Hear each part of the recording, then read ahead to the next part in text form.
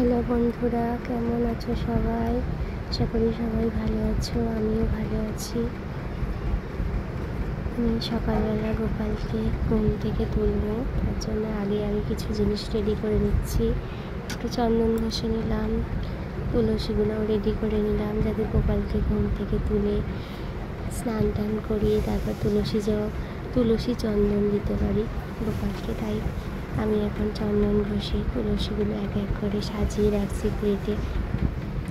আবার বাটি, জলের গ্লাস, স্নানের জল সবই রেডি করছি। গোমাতার জন্য দুর্বা ঘাস রেডি করেছি, প্রত্যেকটাতে তুলসীও দিয়েছি। দেখো, ঘন্টা বাজাচ্ছি গোপালকে তোলার জন্য। আমার গোপাল সোনা, আমার ননী গোপাল এখন ঘুমাচ্ছে, আমি ঘন্টা বাজিয়ে গোপালকে জাগাচ্ছি।